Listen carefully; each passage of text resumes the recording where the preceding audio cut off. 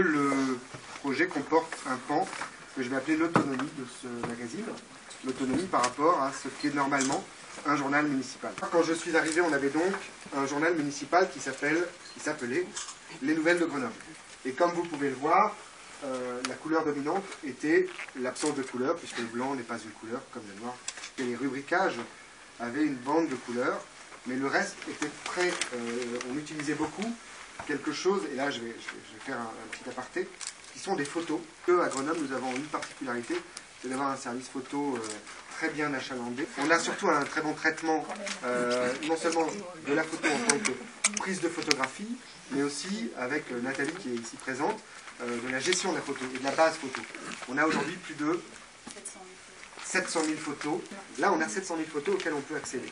Il y a une histoire de la communication avec Grenoble, avec un service de communication qui en fait était une association complètement autonome de la ville. Et puis ça a été remis dans la ville en 2003-2004, régie en 95, et puis insertion dans la ville, dans la forme actuelle, à savoir un service communication.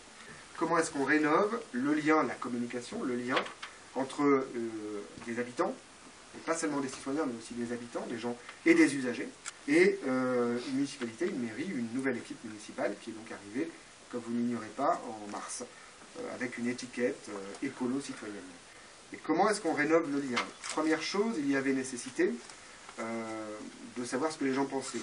Et du coup, j'ai demandé aux gens, dès l'été, à partir de juin, 5 groupes qualitatifs. Voilà. J'ai donc fait ça en faisant Grenoble, qu'est-ce que vous en pensez? Et la communication de la ville de Grenoble, qu'est-ce que vous en pensez? J'ai donc fait 5 groupes. Un premier groupe avec des, je dirais des communicants, locaux et régionaux, qui m'ont beaucoup apporté sur le thème.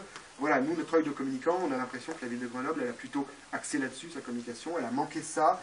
Ça, c'était le groupe, je dirais, des connaisseurs. Et puis ensuite, des gens, souvent impliqués dans la ville quand même, qui sont venus m'apporter leur vision de ce qu'est Grenoble, et ce qu'elle devient, qu'elle pourrait devenir, hein, donc le fameux idéal catastrophe. Avec ces 5 groupes, j'ai fait une analyse de ces 5 groupes, et j'en ai tiré 3 grands axes. Comment est-ce qu'on a fait évoluer? D'abord, il fallait conserver les choses qui sont là-dedans. Ce qu'on a essayé de conserver, je ne vous le cache pas, c'est d'une part le côté couleur intérieure qui n'était pas, à mon sens, assez exploité. L'utilisation de la photo, mais plutôt une utilisation peut-être plus ludique et de l'illustratif, mais aussi de l'illustratif qui puisse informer. Le premier numéro, le voici, il est sorti donc en octobre, le 1er octobre. Premier axe, un besoin de pédagogie. Comment est-ce qu'on va arrêter de convaincre, d'essayer de convaincre les gens que ce que fait la ville, c'est vachement bien, mais plutôt de dire voilà ce que fait la ville. Ensuite que derrière, il y a un axe immédiatement qui découle, qui est une façon de parler, ce que j'appellerais une posture.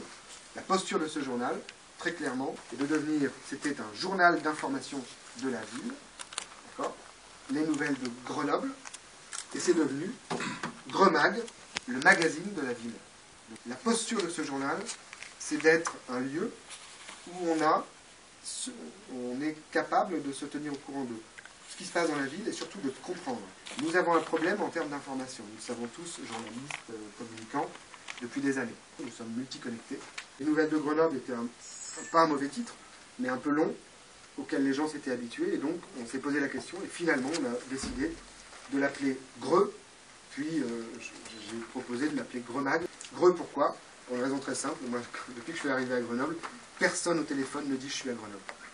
Tout le monde dit je suis à Greux, tu me rejoins. Et tout le monde parle de Greux, en fait. Et par ailleurs, c'est la seule ville de France, pratiquement, de cette importance, où on peut dire ça. On a voulu mettre du dessin, on a voulu mettre, vous l'aurez noté, de l'infographie, beaucoup d'infographie. On s'est même adjoint les services d'un infographiste professionnel qui travaille pour de grands titres de la presse nationale. Nous ne faisons pas un journal pour vous convaincre que ce qui est fait à la mairie est vachement bien.